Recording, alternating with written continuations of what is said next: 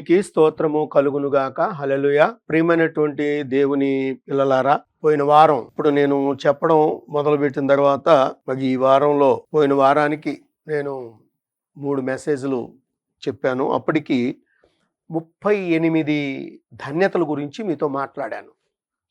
పోయిన వారం చెప్పినటువంటి ధన్యతలు మనం చూసినట్లయితే 5 ధన్యతలు చెప్పాను మీకు. పోయిన వారం 5 ధన్యతలు చెప్పాను. అంటే టోటల్గా నేను ధన్యతల గురించి మొదలుపెట్టిన తర్వాత 38 ధన్యతలు నేను మీకు తెలియచెప్పాను. ఇప్పుడు మనం 39వ ధన్యత దగ్గర నుంచి మనం ప్రారంభించుకుంటున్నాం. దేవునికి స్తోత్రం కలుగునుగాక. పోయినసారి నేను చెప్పినటువంటి దానిలో 84వ అధ్యాయము లాస్ట్ది మీకు నేను మళ్ళొకసారి గుర్తు చేస్తాను. ఎందుకంటే అందులో ఏమన్నాడంటే, నీ యందు నమ్మిక ఉంచువారు ధన్యులు. దేవుని మీద నమ్మకం ఉంచేటువంటి వాడు ఏం చేస్తాడు? అది ఇప్పుడు మనం నేర్చుకోవాల్సినటువంటి అంశం. దేవుని మీద నమ్మకం ఉన్నవారు ఏం చేస్తారు? ఈ ధన్యత అంటే ఆ ధన్యత పొందుకున్నవాడు ఇప్పుడు మరి ఒక ధన్యత కోసం వెళుతున్నాడు. ఎక్కడికి వెళ్ళాలి అంటే, కీర్తనల గ్రంథము 65వ అధ్యాయము 4వ వచనములో చూస్తే, నీ ఆవరణములలో నివసించున్నట్లు నీవు ఏర్పరచుకొని చేర్చుకొనువాడు ధన్యుడు. దేవునికి స్తోత్రము కలుగునుగాక.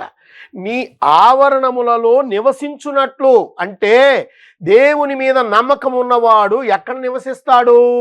దేవుని ఆవరణములలో నివసిస్తాడు. దేవునికి స్తోత్రం కలుగునుగాక. దేవుని ఆవరణములలో మనం నివసించాలి. నువ్వు ఎక్కడ నివసిస్తున్నావు? ఆదివారం మాత్రమే ఆ గుడికి వెళ్తావు, గుళ్ళో కనపడతావు, ఆచరేపించుకుంటావు. అది కూడా ఎలాగో తెలుసా? ఉదయం 10 గంటలకు ఆరాధన అని పాస్టర్ గారు ప్రకటించాడు అనుకుందాం. కానీ నువ్వెన్నింటికి వెళ్తున్నావు? 12 గంటలకు వెళ్తావు, 11 దాటినాకి వెళ్తావు. అసలు నీ ఇష్టం అది. వెళ్ళానా లేదా, వచ్చానా లేదా అంటే హాజరు కోసం వెళ్తున్నావు. కానీ దేవుడు ఇక్కడ ఏమంటాడంటే, నీ ఆవరణములలో నివసించువారు అంటే దేవుని మీద నమ్మకం కలిగినటువంటి వారు దేవుని ఆవరణములలో నివసించాలి.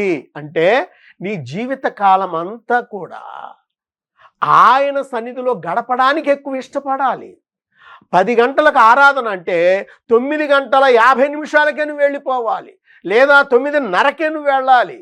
ఓ ప్రియ దేవుని పిల్లలారా, మందిరమును శుభ్రము చేసే పని దగ్గర నుంచి కూడా అన్నిట్లో కూడా నువ్వు పాల్గొనాలి. దేవుని ఆవరణములో నివసించడం అంటే ఏమిటి? నీ ఇంటి ఆవరణంలో నువ్వు ఉంటున్నావంటే నీ ఇంటిని నువ్వు శుభ్రం చేసుకోవడం లేదా? నీ ఇంటి ఆవరణంలో నువ్వు ఉంటున్నావంటే నీ ఇంటి ఆవరణములో ఉన్న సమస్తమైన వస్తువులను నువ్వు సర్దుకోవడం లేదా? నీ ఇంటి ఆవరణములో నువ్వు నివసిస్తున్నావంటే నువ్వు పడుకునే నీ యొక్క పడక దగ్గర నుంచి అన్నిటిని కూడా జాగ్రత్తగా సర్దుకొని వాటిని శుభ్రం చేసుకొని నువ్వు పెట్టుకోవడం లేదా? నీ ఇంటి ఆవరణము ఎంతో దేవుని యొక్క ఆవరణము అంతకంటే మరి ఎక్కువైనదని నీవు ఎరుగవా? ఓ ప్రియ దేవుని పిల్లలారా, నీ ఆవరణములలో నివసించువారు. రెండో మాట ఏమన్నాడు ఆయన? నీ ఆవరణములలో నివసించున్నట్లు నీవు ఏర్పరచుకొని చేర్చుకొనువాడు ధన్యుడు. దేవునికి స్తోత్రం. దేవుడు నిన్ను ఏర్పరచుకోవాలి అని అంటే ఆయన ఆవరణములో నువ్వు నివసించాలి. అప్పుడు ఆయన నిన్ను చేర్చుకుంటాడు. దేవునికి స్తోత్రం కలుగును గాక. నువ్వు ఎంతకాలం ఉన్నా నేనేదో బైబిల్ పట్టుకున్నాను, నేను వెళ్ళాను, నేను వచ్చాను, అది కాదు దేవుడు చూసేది. దేవుని పిల్లలారా, దేవుని మీద నీకు ఎంత శ్రద్ధ కలిగి ఉన్నావు? ఆ దేవుని మీద నువ్వు ఎంత ఆశ పెట్టుకొని ఉన్నావు? ఆ దేవుని మీద నువ్వు ఎంతగా నువ్వు ఆలోచన కలిగి ఉన్నావు? ఆ దేవుని యొక్క వాక్యం మీద నువ్వు ఎంతగా ఆరాటపడుతున్నావు? అది వినాలని, అది తినాలని, అది ఆరగించుకోవాలని, ఆ దేవుని యొక్క వాక్యములో ఉన్న లోతును ఎత్తును నేను చూడాలని నువ్వు ఎంతగా తపన పడుతున్నావో నీ తపనను దేవుడు చూస్తూ ఉన్నాడు.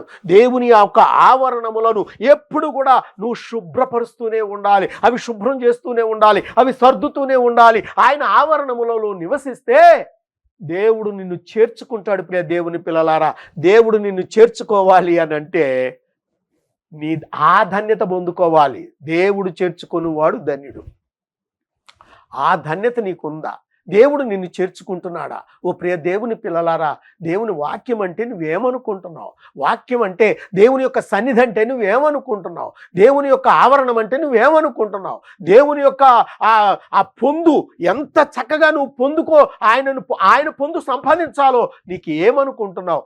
ఈ ఒక్క విషయాల్లో ఎక్కడా కూడా నువ్వు దేవునికి అందుబాటులో కలిగి ఉండటలేదు. ప్రియ దేవుని పిల్లలారా, దేవునికి అందుబాటులో ఉండాలి. ఎందుకంటే దేవుడు నిన్ను దర్శించవచ్చినప్పుడు నువ్వు అందుబాటులో లేకపోతే, నువ్వు మంచి గురకబెట్టి నిద్రపోతుంటే, లేకపోతే నువ్వు టీవీల దగ్గర కూర్చొని ఆ టీవీ యొక్క మరి ఆ సీరియళ్ళు సినిమాలు చూస్తూ ఉంటే, దేవుడు నిన్ను దర్శించడానికి వచ్చినప్పుడు నువ్వు ముసలమ్మ ముచ్చట్లు చెప్పుకుంటూ ఉంటే, దేవుడు నిన్ను దర్శించడానికి వచ్చినప్పుడు నీ పనుల మీదే నువ్వు ధ్యాస కలిగి ఉంటే, దేవుడు నిన్ను దర్శించడానికి వచ్చినప్పుడు అనేకమైనటువంటి వ్యాపకాలతో నువ్వు ఉంటే, అప్పుడు ఏం చేస్తావు? దేవుడు నిన్ను దర్శించడానికి వచ్చినప్పుడు నీవు సరి అయినటువంటి రీతిలో నువ్వు ఉండకపోతే ఆ దేవుడు నిన్ను క్షమించడు. ప్రియ దేవుని పిల్లలారా, దేవుడు నిన్ను చేర్చుకోడు. ఆయన చేర్చుకొని వాడు ధన్యుడు. దేవుడు చేర్చుకొని మనుషులు ధన్యులు. ఆ ధన్యత నువ్వు పొందుకోవాలి. దేవునికి స్తోత్రము కలుగునుగాక. హల్లెలూయా. ఆయన చేర్చుకొను, దేవుడు అన్నాడు, నీవు ఏర్పరచుకొని చేర్చుకొని వాడు ధన్యుడు. నీ పరిశుద్ధాలయము చేత, నీ మందిరములోని మేలు చేత మేము అప్పుడు తృప్తి కలుగుద్దు నీకు. ఆయన నిన్ను చేర్చుకున్నప్పుడు నీ మందిరములో మేలు చేత అప్పుడు నువ్వు తృప్తి కలుగుతుంది. దేవుని మందిరములో మేలు చేత నువ్వు తృప్తి పొందాలి. నీకు మేళ్ళేయన్నా జరగాలంటే దేవుని మందిరములోనే, ఆ మందిరంలోనే నీకు మేలు జరుగుద్ది. ఆ మేలు నువ్వు పొందుకోవాలి. ఆ మేలు పొందుకోవడానికి నువ్వు ఆ విధముగా దేవుని యందు నువ్వు సిద్ధపాటు కలిగి ఉండాలి. ఓ ప్రియ దేవుని పిల్లలారా, నువ్వు ఏ స్థితిలో ఉన్నావు, ఎలా ఉన్నావు, దేవుడు నిన్ను అడుగుతున్నాడు. దేవునికి స్తోత్రము కలుగునుగాక. దేవుని యొక్క మహాకృప ఎంత గొప్పదో ఆలోచిస్తున్నావా?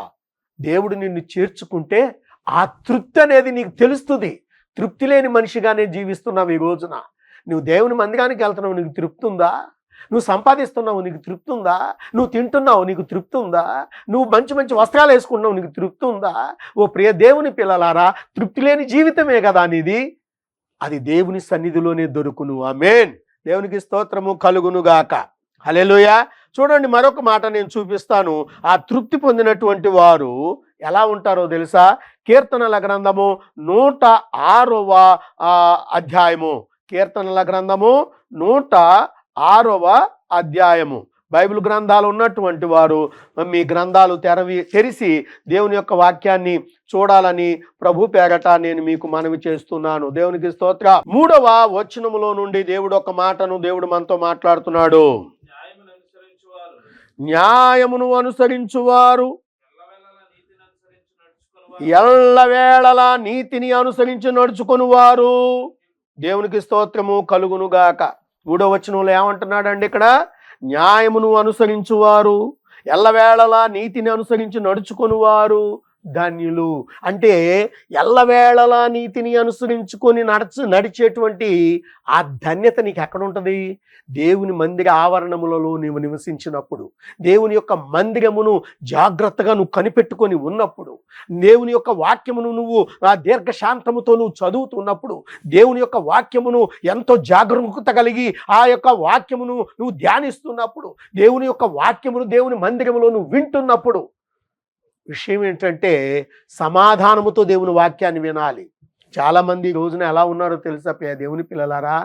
అసమాధానముతో దేవుని గుడికి వెళుతున్నారు, సమాధానము లేనివారై ఉన్నారు. కారణం ఏంటో తెలుసా దేవుని పిల్లలారా? అక్కడికి వెళ్ళిన తర్వాత అయ్యగారు ఒక పావు గంట ఎక్కువ వాక్యం చెప్పినా కూడా వీళ్ళు గొడవలు పెట్టుకునే స్థితిలో ఉన్నారు. ఏంటంటే అంతా కూడా టైం టు టైం అలా అయిపోవాలి. ఒక విషయం చెప్పనా? పరిశుద్ధాత్మ దేవుడు ఆత్మతో నింపినప్పుడు ఆత్మదేవుడు మాట్లాడేటువంటి ఆ యొక్క వాక్యమునకు సమయము అడగటానికి నువ్వెవడవి? ఆ సమయమును గురించి మాట్లాడడానికి నీకు లేదు. ఎందుకంటే వెళ్ళే టైమే నీకు. ఎందుకంటే 10 గంటలకు ఆరాధన అంటే 10 గంటల కంటే ముందే నువ్వు ఉండాలి. కానీ వదిలిపెట్టే సమయము పాస్టర్ గారిది కాదు, నీది కాదు. ఎందుకంటే వదిలిపెట్టే సమయము దేవునిది. అదొక్కటి గుర్తుపెట్టుకోవాలి మనం. ఎందుకంటే దేవుడు విస్తరించి మాట్లాడుచున్నప్పుడు, దేవుడు అక్కడ ఎన్ని రోజులు మాట్లాడాడండి దేవుడు? వాళ్ళు 3 దినాలు బట్టి దేవుని వాక్యం వింటానే ఉన్నారట. వాళ్ళు 3 దినాలు బట్టి వాళ్ళకు భోజనం, అయాళ్ళ భోజనం ఏంటి? దేవుడే భోజనం పెట్టాడు. ఎంత మేలు చేశాడు అక్కడ వాళ్ళకి. 5 రొట్టెలు చిన్ని చేపలు 5,000 మందికి భోజనం పెట్టాడే. అది దేవుని యొక్క వాక్యమును ఆ రోజు అయ్యా నువ్వు చెప్పింది సాల్లే అని వాళ్ళు అన్నట్లయితే అంత గొప్ప మేలు వాళ్ళు పొందుకోగలిగేవారా? అక్కడే కాదండి, అపోస్తలుడైన పౌలు గారు అక్కడ విస్తరించి మాట్లాడుతున్నాడట. అర్ధరాత్రి వేళ విస్తరించి మాట్లాడుచుండెను అంటాడు. అక్కడ ఆయన మాట్లాడుచూ ఉన్నప్పుడు ఐతుకు అనేటువంటి ఒక వ్యక్తి ఆ కిటికీలోని పడి చనిపోయాడు. అపోస్తలుడు పౌలు గారు గబగబా కిందకు దిగి ఆ బిడ్డ మీద చేతులుంచి ప్రార్థన చేసినప్పుడు అద్భుతంగా దేవుడు గొప్ప మేలు చేశాడు. దేవునికి స్తోత్రం కలుగును గాక. విస్తరించి అర్ధరాత్రి వేళ మాట్లాడుతూనే ఉన్నాడు ఆయన. వాళ్ళందరూ అయ్యా నువ్వు జాలే అని చెప్పి ఎవరిళ్ళక వాళ్ళు వెళ్ళిపోయారా? అంత గొప్ప మేలు అక్కడ జరిగేదా? దేవుని యొక్క మహిమ అక్కడ కొనియాడబడేదా? ఓ ప్రియ దేవుని పిల్లలారా, సమయము నువ్వు చెప్పకూడదు, అది దేవుడు చెప్పాలి. కానీ వెళ్ళే సమయం మాత్రం ఖచ్చితంగా మనం నిర్ణయించుకోవాలి. ఆ పలానా టయానికి వెళ్ళాలి, వెళ్ళడమే నీ ధర్మం. వదిలిపెట్టడం ఆయన ఇష్టం, నీ ఇష్టం కాదు. నువ్వేమనుకుంటున్నావంటే టైం టు టైం వెళ్ళామా, గంట ప్రార్థన చేసుకున్నావా. ఇంకో విషయం చెప్పనా, ఒక్కొక్కసారి ప్రార్థన చేస్తూ ఉంటే అయ్యగారు ఇంతసేపు ఏంటండి ప్రార్థన అనేవాళ్ళు కూడా ఉన్నారు. ప్రార్థన అంటే దేవుణ్ణి అడగటమే కదా, దేవుణ్ణి వేడుకోవటమే కదా, నీ సమస్య దేవునికి చెప్పడమే కదా. ప్రతి ఒక్క విషయాన్ని నీ హృదయాన్ని కుమ్మరించాలి కదా. నీ హృదయం కుమ్మరించకుండా ప్రార్థన ఎక్కడ నువ్వు తృప్తి పొందగలుగుతావు? తృప్తి లేని మనిషిగా జీవిస్తున్నావు అంటే కారణం ఏంటంటే ఏ ఒక్క విషయము కూడా నువ్వు దేవునికి అనుకూలంగా ఉండటం లేదు. అదే దేవుడు మాట్లాడుతున్నాడు. ఆ ధన్యత నీకు ఎక్కడ దొరుకుద్ది? అందుకనే ఈ 106:3 అంటున్నాడు, ఎల్లవేళలా నీతిని అనుసరించి నడుచుకొని వారు ధన్యులు. అలాంటి ధన్యత నీవు పొందుకోగలిగి ఉండాలి. దేవునికి స్తోత్రం కలుగును గాక. ఓ ప్రియ దేవుని పిల్లలారా, ఎల్లవేళలా, ఇప్పుడు అప్పుడని కాదు. అందుకనే మనం అపోస్తల కార్యాల్లో చదివేటప్పుడు కొరింథీ పత్రికలోకి వచ్చిన ఆ సమయమునందును అసమయమునందును అంటాడు. రోమపత్రికలో సమయమునందును అసమయమునందును, ఇప్పుడు అప్పుడని కాదు, ఎనీ టైం, ఎప్పుడు చూసినా దేవుని పనిలో నువ్వు నిబద్ధత కలిగి ఉండాలి, నిమగ్నత కలిగి ఉండాలి. దేవుడు నిన్ను కోరుకునేది అదే. దేవునికి స్తోత్రము కలుగునుగాక. హల్లెలూయా. అందుకనే మరొక ధన్యతను నేను మీకు తెలియచెప్పాలని ఆశపడుతూ ఉన్నాను ప్రియ దేవుని పిల్లలారా. చూడండి, ఇక్కడ కీర్తనల గ్రంథము 33వ అధ్యాయము 12వ వచనములో నుండి ఒక మాట అంటున్నాడు, యెహోవా తమకు దేవుడు కాగల జనులు ధన్యులు, ఆయన తన స్వాస్థ్యముగా ఏర్పరచుకొను జనులు ధన్యులు. ఆయన ఏమన్నాడు ఇక్కడ? ఆయన తనకు స్వాస్థ్యముగా ఏర్పరచుకొను జనులు ధన్యులు. నిన్ను ఆయన స్వాస్థ్యముగా ఎంచుకోవాలంట, ఆయన స్వాస్థ్యముగా ఏర్పరచుకోవాలంట నిన్ను. దేవునికి స్తోత్ర. ఆయన తనకు స్వాస్థ్యముగా, స్వాస్థ్యము అంటే ఏం చెప్పాను? స్వాస్థ్యము అంటే దేవుడు నీకు ఇచ్చిన కుమారులు. కుమారులు అంటే దేవుడు ఇచ్చిన స్వాస్థ్యం. అంటే అది చిరకాలం ఉంటుంది. అది స్వాస్థ్యం. అది నీ పిత్రార్జితం ఎంతో అంతకంటే గొప్పది. అది నీ గోత్రం, అది నీ వంశం, అది స్వాస్థ్యం. ఆ దేవుని వంశములో దేవుడు నిన్ను చేర్చుకోబోతున్నాడు, ఆ దేవుని గోత్రములో నిన్ను ఏర్పరచుకోబోతున్నాడు. ఓ ప్రియ దేవుని పిల్లలారా, దేవుని గోత్రములో నీవు ఉన్నావా? ఆ దేవుని యొక్క సన్నిధిలో ఆయన బిడ్డగా, ఆ యొక్క గోత్రములో ఉన్నవాడిగా, లేదా వంశములో ఉన్నవాడిగా నీవు ఉన్నావా? ఓ ప్రియ దేవుని పిల్లలారా, ఇక్కడ ఆయన అంటున్నాడు నిన్ను ఏర్పరచుకోవాలంటున్నాడు. ఏమన్నాడు? ఆయన తనకు స్వాస్థ్యముగా, అంటే ఆయన కుమారునిగా నిన్ను ఏర్పరచుకుంటాడట. దేవునికి స్తోత్ర. మీ అందరూ కూడా మనం ఆలోచించాల్సింది ఏంటంటే ధన్యత. దేవుడు యేసు ప్రభువుని పంపించినప్పుడు ఆకాశము నుండి ఒక శబ్దము వినెను యోహాను. ఏమిటా శబ్దము? ఈయన నేను ఏర్పరచుకొనినా నా కుమారుడు. దేవునికి స్తోత్ర. ఎంత గొప్ప అద్భుతం! ఆ దేవాది దేవుడు పలికాడు. ఇప్పుడు నీవు అంతగా ఆయన ఏర్పరచుకున్న కుమారుడిగా నీవు ఉండగలుగుతున్నావా? ఆ ధన్యతను నువ్వు పొందుకోగలుగుతున్నావా? ఓ ప్రియ దేవుని పిల్లలారా, నేను ఏర్పరచుకుని నా కుమారుడు అని దేవుని యొక్క కృపలో ఆయన చెప్పాలి, నువ్వు వినాలి. దేవునికి స్తోత్రము కలుగునుగాక. హల్లెలూయా. ఓ ప్రియ దేవుని పిల్లలారా, దేవుడు ఏర్పరచుకోవాలి. మరొక మాట నేను మీకు తెలియచేయాలని ఆశపడుతూ ఉన్నాను ప్రియ దేవుని పిల్లలారా. సామెతల గ్రంథంలోకి వద్దాం. ఒక్కసారి మనందరం కూడా ఎక్కడికి వద్దామండి? సామెతల గ్రంథము 28వ అధ్యాయము 14వ వచనములో నుండి మీకు ఒక మాటను తెలియచేయాలని ఆశపడుతూ ఉన్నాను. దేవునికి స్తోత్ర. నిత్యము భయము కలిగి ప్రవర్తించువాడు ధన్యుడు, హృదయమును కఠినపరుచుకునివాడు కీడులో బడును. ఇక్కడ ఏమన్నాడంటే నిత్యము భయము కలిగి ప్రవర్తించాలట.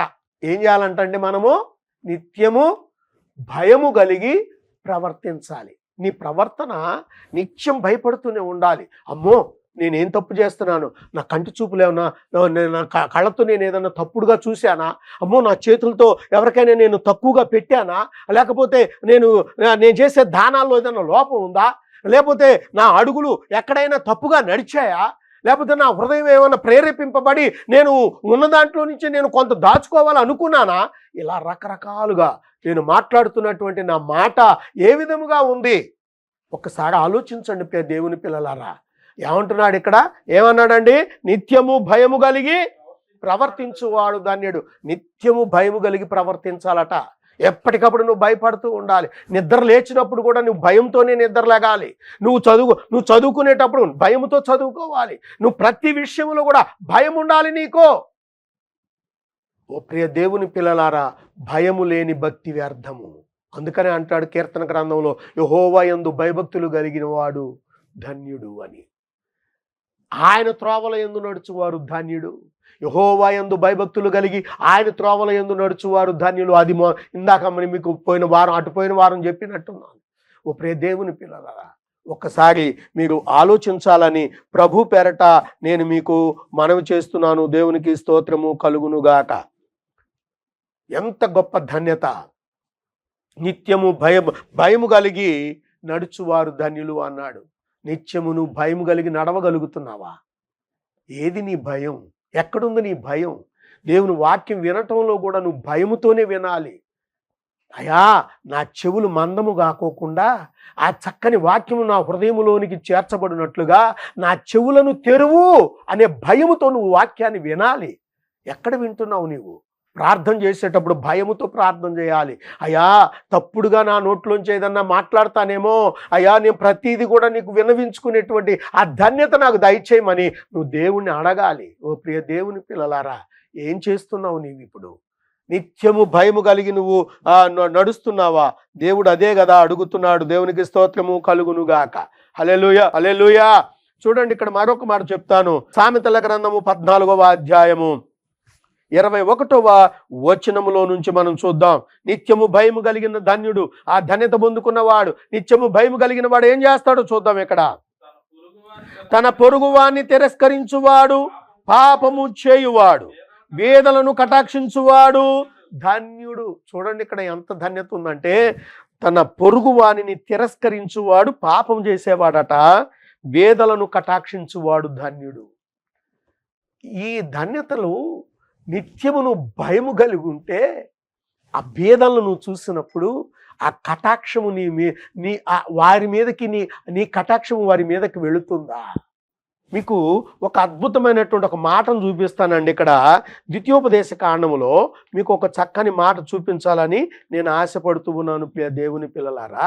ఇక్కడ ఒక మాట అంటాడు. ఏమంటాడంటే, ద్వితీయోపదేశ కాండము 15వ అధ్యాయము 7వ వచనములో నుండి ఒక మాట అంటున్నాడు. నీ దేవుడైన యెహోవా నీకిచ్చుచున్న దేశమందు నీ పురములలో ఎక్కడనైనను నీ సహోదరులలో ఒక భేదవాడు ఉండిన ఎడల, భేదవాడైన నీ సహోదరుని కరుణింపకుండా నీ హృదయమును కఠినపరచుకొనకూడదు. దేవునికి స్తోత్రము కలుగునుగాక. నీ హృదయమును కఠినపరచుకొనకూడదు అన్నాడు. నీ హృదయం కఠినపరచబడితే జాగ్రత్త. నీ హృదయాన్ని నువ్వు కఠినపరచుకొనకూడదు. నీ హృదయము కఠినపరచబడకూడదు. భేదలు ఉంటారు. దేవునికి స్తోత్రము కలుగునుగాక. హల్లెలూయా. ఎందుకంటే నీ హృదయాన్ని నువ్వు కఠినపరుచుకున్నట్లయితే దేవుడు క్షమించడు. మరొక మాట చూపిస్తాను చూడండి. అక్కడ ఏమంటాడంటే, 11వ వచనంలో అంటాడు, బీదలు దేశములో ఉండక మానరు, అందుచేత నేను నీ దేశములోనున్న నీ సహోదరులకు దీనులకును బీదలకును అవశ్యముగా నీ చెయ్యి చాపవలనని నీకు ఆజ్ఞాపించుచున్నాను. ఆమేన్. అది దేవుడు చెప్పాడు. బీదలు ఉండని దేశం అంటూ ఎక్కడ ఉండదండి. దేవుడు నిన్ను ఆశీర్వదించే కొంది వారికి నీ చెయ్యి చాపాలని దేవుడు నీకు ఆజ్ఞాపిస్తున్నాడు. అందుకని అంటాడు, బీదలను కటాక్షించువాడు ధన్యుడు. ఆమేన్. ఆ ధన్యత ఎంత గొప్పదో తెలుసా? నువ్వు ఎక్కడికి వెళ్ళినా బీదలు అనేవారు ఉంటారు, వారిని నువ్వు కంట కనిపెట్టాలి. బీదలను కటాక్షించువాడు ధన్యుడు. బీదలు లేని దేశం అంటూ ఏదీ లేదు. ఈరోజు అమెరికా, పాశ్చాత్య దేశాలను నువ్వు చెప్పుకుంటున్నావే, అమెరికాలో కూడా బీదలు ఉన్నారు. బీదలు లేని దేశమే లేదు. ఎక్కడైనా బీదలు ఉంటారు. బీదలను కటాక్షించువాడు ధన్యుడు. ఏ దేశం వెళ్ళినా బీదలు ఉంటారు. అంత మాత్రము చేత ఆ దేశము బీద దేశమని కాదు, నీ పక్కనున్న వాడిని నువ్వు గమనించాలి. దేవునికి స్తోత్రం. హల్లెలూయా. అందుకనే ప్రియ దేవుని పిల్లలారా, ఆయన అంటున్నాడు, నీకిచ్చుచున్న దేశమందు, అంటే ఏ దేశములో నువ్వు పుట్టాలో కూడా దేవుడు నిర్ణయిస్తున్నాడు. ఆ దేశములో దేవుడు నీకు ఇచ్చాడు. ఆ దేశములో నీకు ఇచ్చినప్పుడు అక్కడ ఏమంటున్నాడు, ఎక్కడైనా నీ సహోదరులో ఒక భేదవాడు ఉన్నట్లయితే, భేదవాడైన నీ సహోదరుని కరుణింపకుండా నీ హృదయమును నువ్వు కఠినపరుచుకొనకూడదు అన్నాడు. నీ హృదయం ఎప్పుడైతే కఠినమవుతుందో దేవుని యొక్క ఆ మేలులు కూడా నీకు తగ్గిపోతూ ఉంటాయి. దేవునికి స్తోత్రం కలుగును గాక. ఈరోజు మనం భారతదేశంలో పుట్టామంటే నిజముగా దేవుడు నిర్ణయించాడు. ఆ దేవుడు నిర్ణయించాడు. అది ఈ దేశం నీకు ఇచ్చాడు. ఈ దేశం నీకు ఇచ్చాడు కాబట్టి ఈ దేశంలో బేదలు ఉండక మానరు. నీకు ఇచ్చిన దానిలో నుంచే అతనికి కూడా కొంచెం పెట్టు, వాళ్ళ ఆకలి తీర్చు. నీకు ఇచ్చినటువంటి ఆ దానిలో నుంచే అతను కూడా నువ్వు ఒక వస్త్రాన్ని దానం చేయి. దేవుడు నీకు ఇచ్చిన దానిలో నుంచే నీవు కూడా అతనికి ఒక షెల్టర్ కల్పించు. ఏం చేస్తున్నావు? నీవు సంపాదించిందంతా నేను, నా పిల్లలు, నా కుటుంబం అనుకుంటా కోట్లు దాచుకుందామని చూస్తున్నావా? దాచుకున్నావా? దోపుడు సొమ్ముకు నువ్వు అప్పగించాల్సి వస్తుంది. జాగ్రత్త. దేవునికి స్తోత్రం. హల్లెలూయా. ఓ ప్రియ దేవుని పిల్లలారా, జాగ్రత్త కలిగి ఉండాలని ప్రభు పేగట నేను మీకు మనవి చేస్తున్నాను. దేవునికి స్తోత్రము కలుగునుగాక. హల్లెలూయా. మరొక మాట నేను చెప్తాను చూడండి. ఇక్కడ బీదలను నువ్వు కటాక్షించువాడు ధన్యుడు.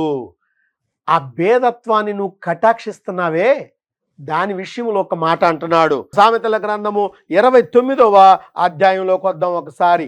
29వ అధ్యాయము సామెతల గ్రంథము 18వ వచనములో నుండి ఒక మాటను మనం చూస్తే అంటాడు ఒక మాట, దేవోక్తి లేని ఎడల జనులు కట్టులేక తిరుగుదురు, ధర్మశాస్త్రమును అనుసరించువాడు ధన్యుడు. ఇక్కడ అంటున్నాడు, దేవోక్తి లేని ఎడల జనులు కట్టులేక తిరుగుదురు అన్నాడు. దేవోక్తి లేకపోతే కట్టుబాట్లు అనేది ఉండదు. దేవోక్తి ఉండాలి. ఆ కట్టుబాటు కలిగి ఉండాలి. ఆ కట్టుబాటులో నువ్వు ఆ యొక్క సంఘాన్ని పెంచాలి. కట్టుబాటులో నీ బిడ్డల్ని పెంచాలి. కట్టుబాటులోనే ఆ యొక్క కుటుంబం ఎదగాలి. అంటే దేవోక్తి, దేవుని యొక్క ఆలోచన ఏమిటో ఎరిగిన వారై ఆ కుటుంబాన్ని, ఆ సంఘాన్ని ఆ విధముగా పెంచాలి అని అంటున్నాడు. అందుకని ఆయన అంటున్నాడు, ఏమన్నాడు ఆయన? ధర్మశాస్త్రమును అనుసరించువాడు ధన్యుడు. నువ్వు ఏది చెప్పినా ఏది చేసినా ధర్మశాస్త్రాన్ని అనుసరించే నడవాలి. నిన్ను వలె నీ పొరుగు వారిని ప్రేమించు. నీ పొరుగు వారిది ఏదైనా నువ్వు ఆశించవద్దు. నువ్వు దొంగతనము చేయొద్దు, అబద్ధము ఆడవద్దు. ఇవన్నీ ఎందుకు చెప్పాడు దేవుడు? అదంతా ధర్మశాస్త్రము. ధర్మశాస్త్రమును అనుసరించే నువ్వు నడవాలి. వాడు ధన్యుడు. దేవునికి స్తోత్రం కలుగునుగాక. హల్లెలూయా. ఎంత గొప్ప అద్భుతం అండి! ఇలాంటి అద్భుతమైనటువంటి ఆ కార్యము చేయువాడు ఆ దేవుడే కదా. ఆ దేవుని నీడలో బ్రతుకువాడవు నీవు ధన్యుడివే కదా. ఆ ధన్యత నువ్వు పొందుకున్నట్లయితే అది నీ కుటుంబానికి ఆశీర్వాదమే కదా. ఆ ఆశీర్వాదము వలన లోకములో ఉన్న జనులందరికీ నువ్వు పంచువాడవే కదా. నిన్ను బట్టి వారందరూ కూడా ధన్యులవుతారు కదా. ఇది ఎంత గొప్ప ధన్యత! ఓ ప్రియ దేవుని పిల్లలారా, అట్టి గొప్ప ధన్యతకై నువ్వు వేచి చూడవాలనని ప్రభు పేరట నేను మీకు మనవి చేస్తున్నాను. దేవునికి స్తోత్రము కలుగునుగాక. హల్లెలూయా. ఓ ప్రియ దేవుని పిల్లలారా, దేవుడు ఎంత చక్కని మాటలు మనకు అనుకుంటున్నాడు. అందుకనే దేవుడు ఈ యొక్క విషయాలను దేవుడు మనతో మాట్లాడుతున్నాడు. దేవునికి స్తోత్రము కలుగునుగాక. దేవోక్తి లేని ఎడల అలాంటి దేవోక్తిని నువ్వు సంపాదించుకోవాలి. దేవోక్తి ఎక్కడి నుంచి వస్తుంది? నువ్వు మంచి ప్రార్థనా పరుడు అయితే, నువ్వు భాషలతోనూ వరాలతో ఫలాలతో నింపబడిన వాడైతే, దేవుని యొక్క ప్రవచన వాక్కును సంపాదించుకున్న వాడవైతే, దేవుని యొక్క ఆత్మచేత నింపబడిన వాడవైతే, దేవుడు నిత్యము నీతో మాట్లాడుతూనే ఉంటాడు. దేవునికి స్తోత్రం కలుగును గాక. దేవుడు నిత్యము నీతో మాట్లాడుతూనే ఉంటాడు. రేపు నువ్వేం చేయాలో ఈరోజే చెప్తాడు. రేపు నీకు ఏ విధముగా నడవాలో దేవుడు ఈరోజే చెప్తాడు. ఓ ప్రియ దేవుని పిల్లలారా, అట్టి అద్భుతమైనటువంటి ఆయన మహాకృప నీకు నిండుగా మెండుగా లభించాలని నేను ప్రభు పేగట మీకు నేను తెలియచేస్తున్నాను. ఆ విధముగా దేవుని యొక్క మహాకృపలో వర్ధిల్లుతూ మీ కుటుంబాలన్నీ కూడా దీవించబడాలని నేను ఆశిస్తున్నాను. ఆ విధముగా మనందరం కూడా ఆయన కృపలో వర్ధిల్లుతూ సాగుదాం. దేవుడు తన పరిశుద్ధ వాక్యమును తన వినికిడిలో దీవించి ఆశీర్వదించి నడిపించునుగాక. ఆమేన్. ఇప్పటికి దేవుని పిల్లలారా, నేను మీకు ఇప్పటికి ఎన్ని చెప్పాను? 42 చెప్పాను. ఓవరాల్గా చెప్పిన ఎన్నండి? 42. ఈ రోజున నేను మీకు చెప్పిన ఎన్నంటే 4 విషయాలు చెప్పాను. దేవునికి స్తోత్రం కలుగును గాక. 4 ధన్యతలను గూర్చి మాత్రమే చెప్పాను. ఇది జాగ్రత్తగా వినండి. ప్రార్థన చేసుకుందాం. దేవునికి స్తోత్రం. మమ్మలను మిక్కిలిగా ప్రేమించిన మా పరలోకపు తండ్రి, పరిశుద్ధుడా ప్రభువా, నీకే స్తుతులు స్తోత్రాలు వందనాలు చెల్లించుకుంటూ ఉన్నాము నాయన. మీ ప్రియకుమారుడును ఈ లోకానికి రక్షకుడుగా జన్మించినటువంటి యేసు క్రీస్తు వారి పుణ్యనామములో ప్రభువా, మీ బిడ్డలముగా, మీ దాసులముగా, మీ సేవకులుగా, మీ దూతలుగా, మీ పరిచర్యలో భాగముగా అయా ఇదిగో ఈ ధన్యతలను గురించి చెప్పే ధన్యతను మీరు మాకు అనుగ్రహించినందుకు నీకు వందనాలు ప్రభువా. అల్పుడను అయోగ్యుడను ఉదయముననే చిగురించి సాయంత్రమునకు రాలి వాడిపోయినటువంటి అడవి పువ్వును ప్రభువా, నాలో ఏమి లేదు, నేనేది కాదయ్యా. నీవిచ్చిన జ్ఞానము చొప్పున, నీవు నన్ను ఎన్నుకున్న మార్గము చొప్పున ప్రభువా, ఇదిగో నీ బిడ్డలకు తెలియచేసే ధన్యతను నాకు అనుగ్రహించారు. నీకే వందనాలు చెల్లించుకుంటున్నాను. ఇదిగో ప్రభువా, వింటున్నటువంటి నీ బిడ్డలు, ఇదిగో ఈ యొక్క వాక్యం కోసం ఎదురు చూస్తున్న నీ బిడ్డలు, అయ్యా ఇదిగో ప్రభువా, అయ్యా ప్రార్థనలో నాయన ఇదిగో ఈ క్షణములో ఇప్పుడు కండ్లు మూసుకొని మోకరించని నీ బిడ్డలను అందరినీ మీరు దీవించి ఆశీర్వదించండి. ఇదిగో ప్రభువా, ఈ యొక్క దృశ్య శ్రావణ యంత్రమును అయా షూటింగ్ చేస్తున్నటువంటి అయా మీ దాసులను, ఈ ప్రార్థనా టీవీ యాజమాన్యాన్ని అందరినీ కూడా మీరు దీవించి ఆశీర్వదించమని, చూస్తున్న ప్రజలందరిపై మీ కృప అనుగ్రహించమని మా రక్షకుడు మా ప్రభు అయినటువంటి యేసు క్రీస్తు వారి పుణ్యనామములో ప్రార్థించి బ్రతిమలాడి వేడుకొనుచున్నాము తండ్రి. ఆమేన్. తండ్రి అయిన దేవుని దీవెన, కుమారుడైనటువంటి యేసు క్రీస్తు వారి కృప, పరిశుద్ధాత్మ దేవుని సన్నిధి సహవాసము కుడి వచ్చిన బిడ్డలకును, భూలోకములో ఉన్న సకల పరిశుద్ధులకును, చేరి వచ్చిన వారికి, కుడి వచ్చిన వారికి, సంఘానికి, మరి ముఖ్యముగా ఈ యొక్క దృశ్య శ్రావణ యంత్రముల ద్వారా వినుచున్న ప్రతి వారికి ఇప్పుడు ఎల్లప్పుడు సదా తోడై నడిపించును గాక. ఆమేన్, ఆమేన్, ఆమేన్. అందరికీ వందనాలు. దేవుడు మిమ్ములను, మీ కుటుంబములను దీవించి ఆశీర్వదించి నడిపించును గాక. ఆమేన్. అందరు బాగున్నారా? మరొక వారం మీ అందరికి దేవుచిన నీ కూపన్ పెట్టి దేవునికి వేలాడి స్తోత్రాలు చెల్లించుకుంటున్నాను. ఆమేన్. అయితే ఒక చిన్న మాట చెప్పుకుందాం. బుకింగ్ పనివాడు ధన్యుడు, వాడు ఓదార్చబడడు. కాబట్టి వాక్యం మనం ఎప్పుడైతే బాధల్లోను ఇబ్బందులను కొమ్ముపోతున్నామో అప్పుడు చేసేంత వస్తే దేవుడు మనల్ని ఓడిస్తాను. కాబట్టి మనం దేవుని చెంత చేసి ఓదార్చబడ్డాం. ఇట్లు పౌరు సేవలో ఏమనిపితే చివరికి మీకు సభ్యులకి ఏమైనా, మీ కుటుంబంలో సభ్యులకి ఏమైనా ప్రార్థన అవసరాలు ఉన్నట్లయితే మాకు కాల్ చేయండి. మా యొక్క ఫోన్ నెంబర్ 90053779 మనకు వారు తప్పకుండా మళ్ళీ కలుగు. బాయ్.